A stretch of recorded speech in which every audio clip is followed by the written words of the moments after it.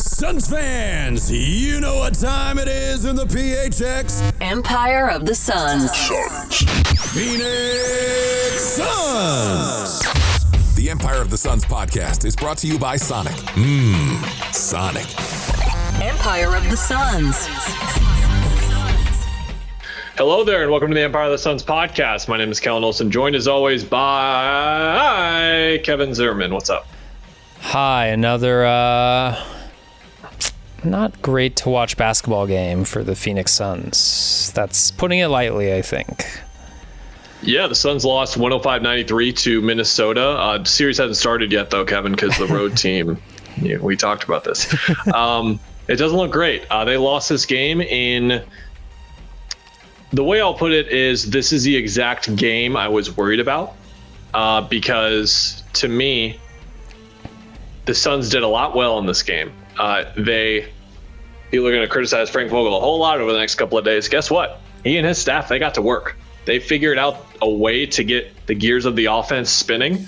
They figured out a way to attack mismatches, but in a way that directly benefits the team. Like KD said after game one, like that's the way they should play still. But then he elaborated on his answer. And I think what he was getting at is what we saw in game two. Like it's like, yes, if Devin Booker is isolated against Monte Morris, that is a good possession, no matter how it ends. Yes, if you're able to pull Rudy Gobert 25 feet away and drive past him, yes, that's a good possession. Now, some of those possessions didn't go well, and guess what? They adjusted again. They switched it up a bit. They were looking to go at Gobert there. Kevin, when they weren't on transition defense because they turned the ball over, they were playing pretty good defense in the half court. They contained Anthony Edwards this whole game. Karl-Anthony Towns was going through one of those Karl-Anthony Towns cyclone tornado things that we talked about that happens to him in the playoffs. And the Suns still lost this game decisively because they could not stop turning the ball over. They were their own worst enemy in that regard. Points off turnovers were 31-2, which I think is a nod to just basic stuff like execution, like transition defense, but also the ability to capitalize when your opponents make mistakes. They only had Minnesota had 12 turnovers, I think 13. So it's not like they had a spotless night in that regard. They cleaned up the glass. It got a little bit out of hand in the second half when Jaden McDaniels was grabbing everything and dunking everything, but they did well there. Nurk had a good time there. At the same time, Nurk kept I will. This will be the last thing I'll say because I need to stop talking about the game here. But for all the talk this year about isolation basketball and slowing down the offense and all that kind of stuff, the guy to do it tonight, Kevin, was Jusuf Nurkic. And I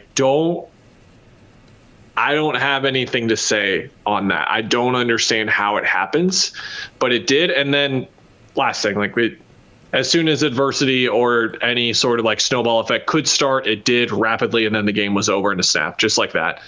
This was the Suns are turning it over immediately game, and the Suns, as soon as like the game could go wrong, it's going to go horribly wrong, and it's over game. We've seen 15 of these this year, 20 of these.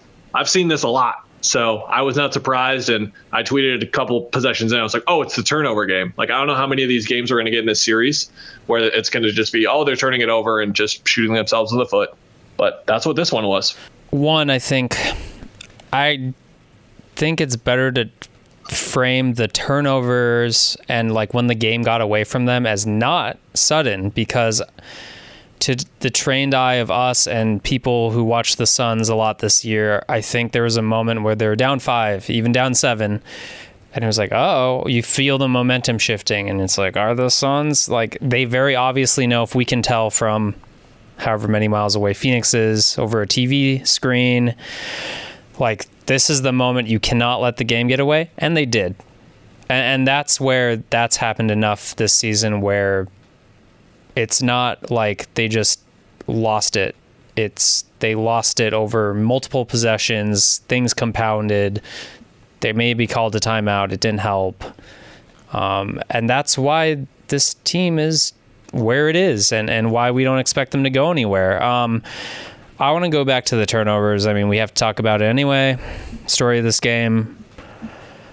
I need to watch all of the turnovers back and what Minnesota got out of them, but it wasn't like they were absolutely just outrunning the Suns on fast breaks. It was secondary stuff. It was mistake, and then you botched things on defense that shouldn't be botched. To me, that's in a microcosm of not reacting well to bad things happening. You don't go and have a good defensive possession once you do get back on defense even. And then on the other side, like 2 points off 13 turnovers on the other end. Like, I know the Suns aren't the fastest, but they were pushing the pace early and turning it over, and then they just stopped pushing the pace at all. Like, I don't understand why that number can be 31-2. Like, yeah, this turnover differential is pretty significant, but I just don't understand those numbers at all. And at some point, I think it's going to come down to how they play defense after making a mistake, and it's just going to look like you botch this, you botch that. Like, you don't react well to making a mistake. That's all I got. They are not a mentally strong enough basketball team to correct things that have gone wrong in the past. Yeah. In game 1, second quarter, everyone's talking about it to us after the game. We aren't even asking about it. They're like, we fouled too much, bogged the game down. We were in trouble from there. Third quarter, they start fouling. They were up 63-60. And then they commit 3 fouls in 90 seconds, starting Minnesota's run, starting to really bog down the Suns' offense even more. And then it was just a couple of baskets later, it was like, uh-oh, here we go. And then Minnesota was up 7 at the end of the third quarter. I mean, you knew this, I knew this, the people listening knew this, who have been able to take this team for what it is. Like, we knew the game was over at that point. Let's be honest. We knew what was coming. But for Anthony Edwards to be on the bench and for them to make that look as formulaic as it did, like, again, transparency, knowing what's happening. I wasn't really watching a whole lot. I was looking up, looking down. I was like, recap time. I know what this game is. It's over. Time to get to work. But the precision, it was either Minnesota being incredibly precise or the Suns just being a mess. And I like to lean on the latter. I'll wait until I watch it back to fully make that declarative statement. But they blew it open to 20 just so easily. And Ant's on the bench celebrating. And I keep looking over there and seeing Ant on the bench. And I'm like, he's on the bench right now. Like, The person commanding the offense is Mike Conley, who was great tonight, but it's Mike Conley. You're in the playoffs, and a Mike Conley, Rudy Gobert 2-man game is tearing you guys apart. Guess that answered that question for me. Yeah, when I asked before this series. Yeah, and it's been a big part of what they've been able to do. But at the same time, when you take Anthony Edwards out of the equation, when you take Cat out of the equation because of his foul trouble, and you can't stop the Conley Gobert 2-man game to win a playoff game, like that was a lot of this as well. But it was just mainly their offense and allowing Minnesota to playoff misses, to be honest. We've gone a long time without mentioning players or coaches or yelling to get our cuts played on the show tomorrow or whatever we're trying to do. I don't know. That was my joke at being hot take man. The big three were bad. Devin Booker had a brief. He was grinding through the first half to get like a productive outing out there. And then in the mid-third quarter, I was like, oh my gosh, he might be here. He hit that pull-up 3 on Conley. And then he spiraled completely. He was the one spiraling the most out of anyone. And it affected him and it affected the whole team. And it wasn't just him. Like, I'm not saying his actions led to everyone else playing like that. That's not what I'm saying. What I'm saying is when you construct a big three like this, I think one of the big reasons why it's going to be such a success is because when this is happening, when it gets to like 13 in the fourth quarter, all right, Frank calls a timeout. They come back. KD hits a bucket. Maybe Book assists Beal for a 3. And it's like all of a sudden, okay, like they've just like calmed everything down. Now it's like a 6-point game. Maybe it's even like a 9 or a 10-point game, but everything's relaxed. These three haven't been able to do it pretty much all year, and I don't know why. Because guess what? When Kevin Durant was on his own teams, he did it. When Bradley Beal was on his own teams, he did it. And when Devin Booker was on his own teams, we watched those teams. He did it. I talk all the time about, I think you and I on podcasts like 4 to 5 years ago, we're talking about how, man, that was cool how Book had that like 11-2 run in the third quarter when it seemed like we started to recognize him developing this skill of like calming a game down on his own and doing like the superstar thing. None of these three guys can do it on this team. They just can't. And again, it's all of their faults. If you want us to sit here and like make grandiose statements and just be really loose with it, we're just not going to do that, because we can't sit here and act like we know the reason why or know who is to blame the most. But what I can tell you, Kevin, is we talked about this last time, if you take the 4 best players in the game on Saturday, one of them was on the Suns and it was Kevin Durant. And if you take the 3 best players, maybe the 4 best players in this game tonight, there wasn't a Phoenix Sun. The 3 best players were easily Mike Conley, Rudy Gobert, and Jaden McDaniels. Yeah. Easily. So how does that happen when you have that level of talent around you? And how do you decisively lose the game where the Timberwolves beat you decisively again, and Anthony Edwards is not one of their 3 best players, and Karl-Anthony Towns is not one of their 3 best players? How do you just assume like double overtime, close loss, like Ant got hurt, Cat was in foul trouble or whatever? No, like they were playing, and they were just playing bad. And it was 7 assists to 3 turnovers in the second quarter. It's like, okay, here we go. Starting to find it. The gears are spinning. They got out of that first quarter where like Brad's missing dunks, like they're doing a bunch of stuff. Yeah. They're fine. And then they just got to get through it. And then they did in the second quarter to some extent. And then it was just like, okay, just get to halftime and then take everything you were doing so well and just do it again, this time without stepping out of bounds or throwing it to a fan in the court side who is not Bradley Beal. And they just couldn't do it. 8 assists to 10 turnovers. They finished with under 20 assists for the second straight game. I wanted to go back and look like when's the last time that's happened. Definitely the first time that's happened this year. I feel pretty confident in saying that, but man, it was not unexpected, but it's jarring every time for whatever reason. It just like it's not the jarring effect that I feel watching it. It doesn't really go away. It's as simple as after halftime, look, they got in the game. It was a grind a bit. They were getting to the foul line. They were aggressive. Like Beal and Book did not do well at scoring at the rim, but they were getting there at least sometimes, especially Beal even. And KD was getting to his spots in mid-range shots, and they were being physical with him, and he got a couple fouls that way. But for some reason, Book's engagement was really good. After halftime, they took 4 free throws. Minnesota doubled theirs. They were both at 15, I think, at halftime. Suns took 4 after they had basically that was the tenor of the game was Cat's in foul trouble. We're attacking at least, even though our offense is not, crisp, spaced out and all that stuff. But they got to their spots and then they just went away from everything. And look, a part of this series so far is I did not see it. I didn't know Jaden McDaniels could do that on Book. Maybe that's my ignorance on how good he is against a smaller guy like that and using his length and angles and stuff. But at its base, none of the big 3 can get loose right now on their own. And the offense is not creative enough to get them moving. It did happen in the first quarter, I'd say, even, and the second quarter, but they can't keep it up, and I don't know what it is. Naz Reid shouldn't be able to pressure Kevin Durant 50 feet, I might be exaggerating, 40 feet from the basket, like that one play where he dribbled off Naz's shoe and they were confused about who went out on. Kevin, in theory, Kevin Durant can take a jumbo power forward / undersized center off the bounce 40 feet away from the basket. Didn't happen. So that might be an age thing for him, but Book and Beal ain't doing it either. I don't know what to tell anyone. At some point, you got to either run offense or you got to have those guys break it down, and neither of those things is working for whatever reasons, and you can blame the coaching for some of that. The point guard stuff is going to keep coming up, and I'll keep saying it over and over again.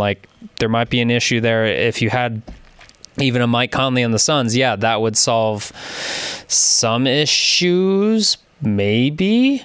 But the biggest thing about this team is they do not know how to get rid of the ball when they should. They do not know how to go help each other when they should. They do not know how to space or see angles to just make basketball easy. They make it 10 times harder than it needs to be. And that's kind of the theme on this team.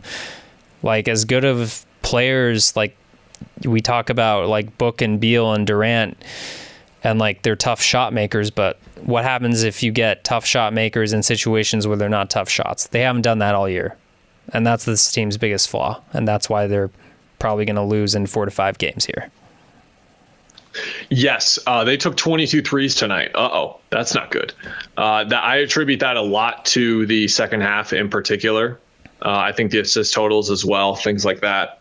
But, man, speaking of, to me, it was really frustrating to hear everyone be like, oh, wow, all the home teams are winning. It's just like, it's really tough to win on the road, it looks like, and all this kind of stuff. When it's like, first of all, like Philly should have won those 2 games we saw last night. Like the road team should have won both of those. It was just crazy circumstances. Yeah. And second, the difference is the Suns didn't really, game 1 wasn't like a game they should have won. This was absolutely a game they should have won. Eric Gordon totaled what Naz Reid and Nickeil Alexander-Walker combined for, which was 15 points. Like, that can't happen. Yeah. People were making a big deal out of bench points in the first game, and I was like, but what'd you expect this series? Like, their bench is going to outscore the Suns in probably every game. That did not happen tonight. Eubanks did okay. Like, you got pretty solid bench contributions, but their big problem now, and why I feel confident with what you said, where they're going the 4 or 5 games route, is Grayson Allen re-injured his ankle. He played through the right ankle sprain. He looked pretty good movement-wise for the first half. And then the third quarter, he re-tweaks the same ankle again. And that's bad. That's not good. I can't remember. I was trying to remember exactly what he said when I asked him, in terms of what he said was, when you re-sprain an ankle again when you're playing through it, it just depends on how you do it again. So there wasn't like a lot of light shed there in terms of what went on there. Should we talk about like getting mad at officials and how dumb that is? I don't know. Like, what are we supposed to say? Like, this was a big talking point after the first game, but I didn't really see it, to be honest. I thought that they were complaining, but it was the usual amount of complaining that I'm used to seeing, especially from this team. But during the disconnect that happened in the second half, it was clearly started by them getting too preoccupied with the officiating and getting too frustrated. And a lot of it was like, I think some of what Vogel is trying to do is like, he's trying to find the balance between doing what his players would want and standing up for them. Like, that Booker challenge was insane. The second one, that was not smart, but I felt like he was just doing it just because his players wanted him to, and he was trying to like support them. Yeah. It felt like that was like a leadership-y kind of thing he was trying to do, and by burning a challenge. And he was going crazy.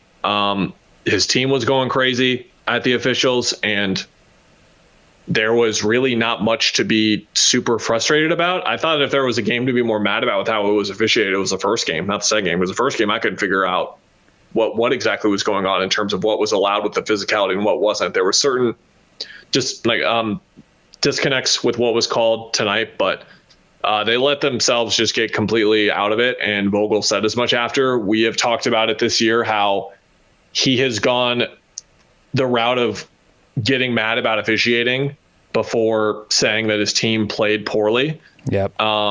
He did not do that tonight at all. He just said, like, we lost focus. We did all of that. I tried my best. I put my working boots on and tried to like ask questions like, how does this happen? Why does this happen? He said, in terms of the offense not going from the first half to the second half, he said, we lost focus. And I said, why? And then he said, first time being together, and they didn't handle adversity in the second half. Brad was asked by Doug Haller about adversity and how does that happen, or how do you get past adversity in the playoffs? And he said mental toughness. So, I mean, it's everything we've been talking about. I mean, that's the crazy part, is this has popped up over and over again because it happened in the regular season. But then you I think it was practice in mini or the pregame on Saturday where he basically said, like, I'm excited for us to face adversity for the first time. And it's like, Frank, you probably should have like used the opportunities for adversity in the 82 games before that, and then you'd be more prepared for this moment. And that's where it just doesn't. It's like, you guys definitely played that we're going to tinker around in the regular season. We have big goals, and then you just forgot to get better, and you forgot to like use that as a testing ground for more than getting Bol minutes and can he play in the rotation, which we landed at no. So that's all we did. We was like, Bol maybe outplayed his contract. That's all we got in the regular season at this point. Like,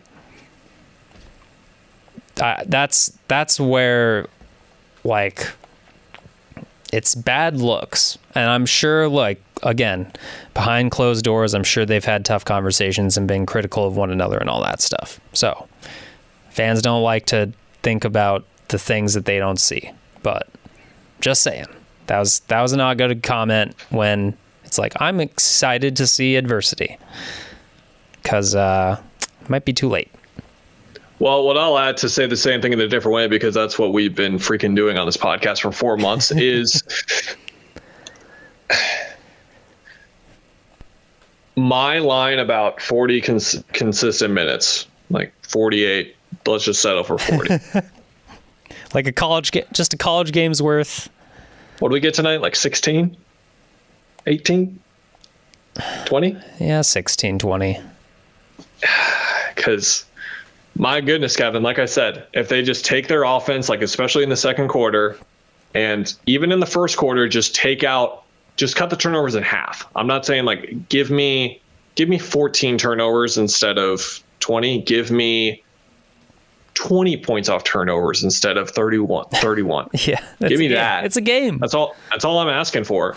And what is going to happen is not only are you going to turn the ball over less and give them less points, but you are going to get better looks, which is going to get you more points. And what is going to happen is when the ball goes inside the thing, Kev, you're going to be able to set your defense. And when they had their defense set, they were good. They were really good. They were good, yeah. So what I'm being a little like sarcastic about, whatever words that I can't say on podcast I was about to say there. I was gonna say Pratt. Can I say that? I don't know what that means. Brat. That's it's like an English thing, brat. Okay. I think so. I think brat was what I was looking for anyway. Now I have to look up Pratt and make sure that it's not something offensive that I can't say on a podcast. Yeah. I guess if you hear it right now, it's not, or we checked and it's not. What I'm getting at is, hey, guess what, Kev?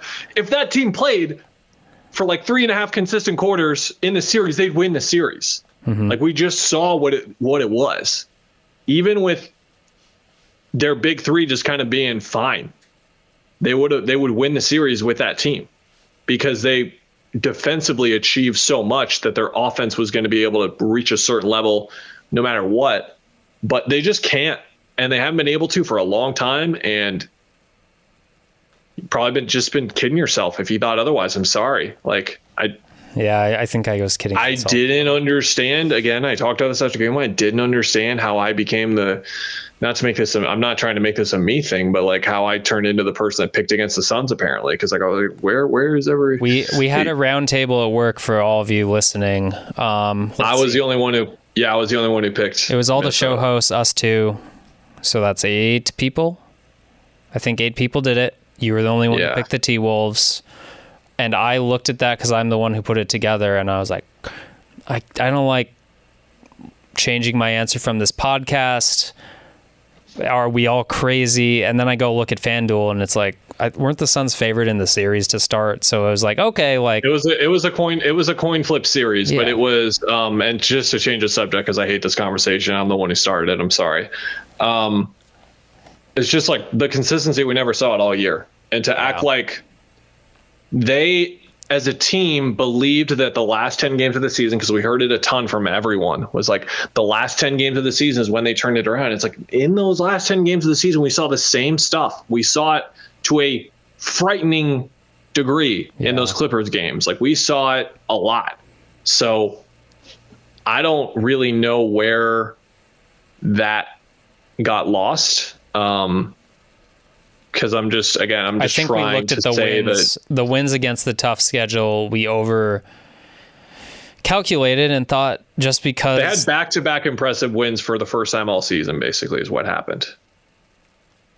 And it was at the end of the season. I wouldn't even call it. Yeah, and that's the thing. Like, I wouldn't even call the Kings game a very good win because they played like crap for part of that, and came back a little. Or I don't. That's so far away. Anyway, yeah, we lied to ourselves. I personally, at least, will say I felt like I lied to myself, and then that's why last podcast after game one I was like, oh, I made a huge mistake because guess what? I did make a huge mistake. I stand with that thing of all things I'm going to stand with. I made a mistake. Yeah, let's look ahead to Friday before we go. Yeah. Because we did really good, kept getting to 25 minutes there by saying the same thing we've said for 6 straight months about this basketball team. More passionately, maybe. Yeah, I guess. For Friday, that's when the game is. Friday, right? Friday. Yeah. We'll be we'll be there in Phoenix. Does that matter? I don't. Again, no, I don't think so. They can still win. What are we going to see changes? Is that what you're going at? No, I'm not really interested in changes, to be honest, or like rotation stuff.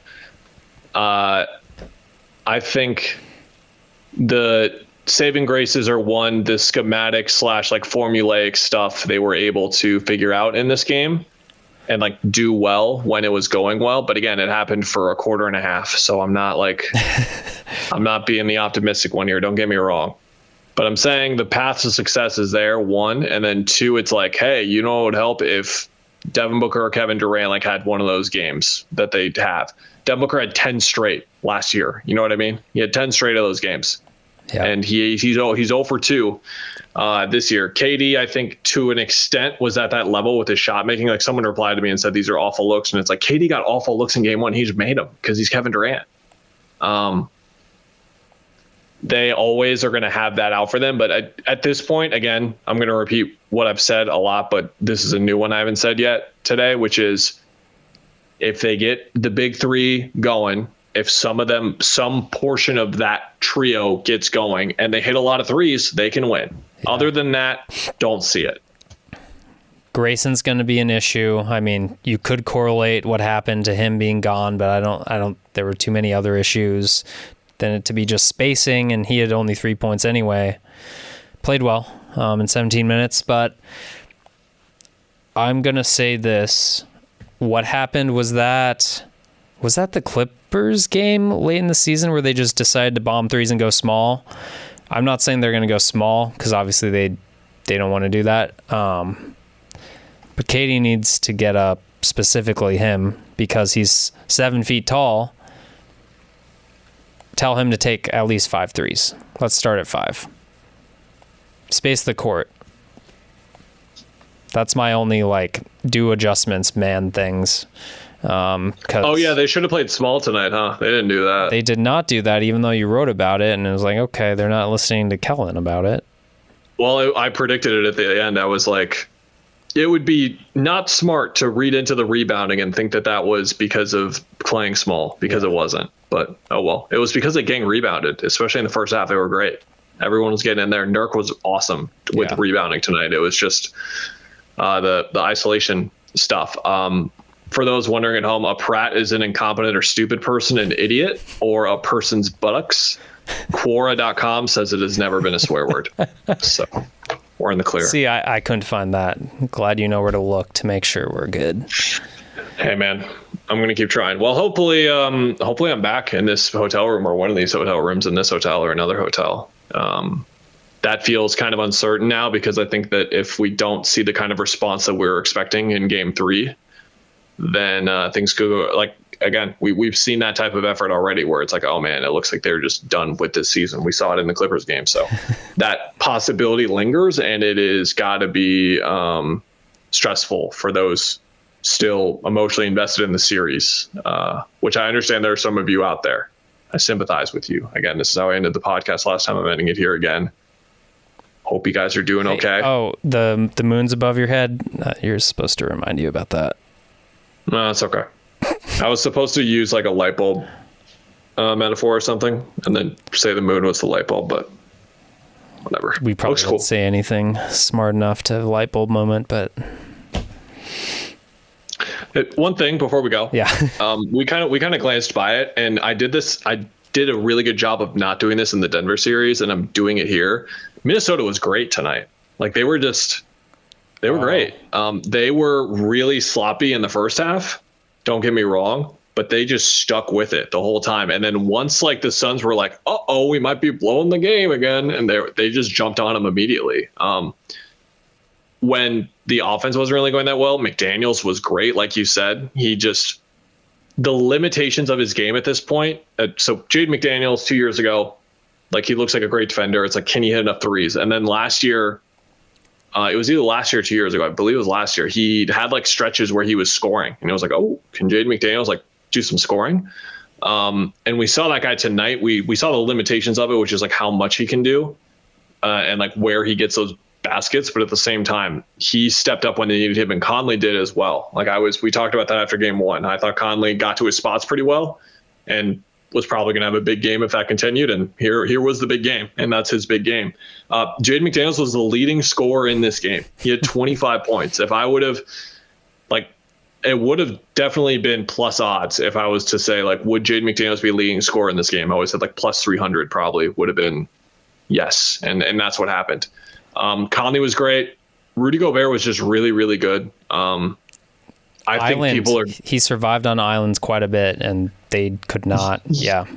Yes, but people are acting like that's not what the Suns should do. And it's like, well, he's still a giant human being who can't move super quick. Yeah. So if you just drive by him and finish at the rim, you're fine. But they just missed layups when they got there, or gasp, Kevin, they could have triggered ball movements once they got in there.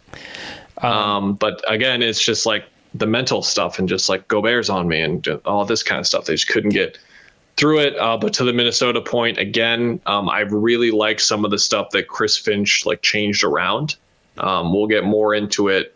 We won't, because we're not previewing game 3. I'll be getting more into it when I preview game 3 with like the stuff that they changed. But again, I think it most notably goes down to like, Mike doesn't have it tonight. He's going to pass to open shooters. He could have had, by the way, like 12, 13 assists tonight. He only had 8. But he did a decent job of doing that. He just couldn't find his scoring at all. And he was not settling, but he was just pull-up threes were kind of his ticket tonight. Tough jumpers were his ticket tonight, and they weren't going down. The Suns did a much better job of not letting him get free early in the game so he could find a rhythm, because there was a pull-up three that didn't go in for him in the third quarter, and I thought in my head, like, that would have gone in game 1 because he would have had like a rhythm established, but he didn't. Not a good Nas Reed game. Nickeil Alexander-Walker had a really good second half. He wasn't really there in the first half. But yeah, they're a really good team, man. And the physicality and the matchup that we talked about when we did that episode like a month ago, ranking these teams, this was a lot of it. It was that they're balanced, they're deep. Kyle Anderson did not play tonight. He was active technically, but he didn't play. They played 8-man rotation with Monte Morris, who's like he played a little bit more, but it was just mainly the other guys playing a lot more. Like McDaniels, 41 minutes. Gobert played 39. Ant was at 38, but Nickeil Alexander-Walker was way up there at 31. One thing we should think about, convo for the next time. Here's a teaser for the next pod after game 3, probably. We had this feeling, and we're like, Nuggets last year playing the Suns after games 3, 4, I think. We were like, that team could win the NBA title. I don't think we're going to have that about the T-Wolves.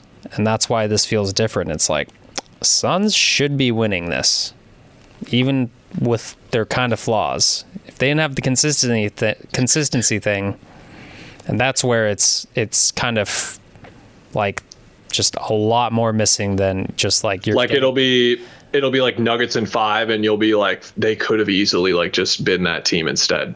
Right. Like, and not to say like they would have been the team that Denver would have demolished. It would have been like that. This kind of shows how beatable they were in that series. So it's like, yes, they've been beatable, but at the same time, there's a certain level of gusto that they have had to have as a team in both of these games. And they've done it in both of these games. And that's the gusto that the Suns are lacking in an extraordinary amount.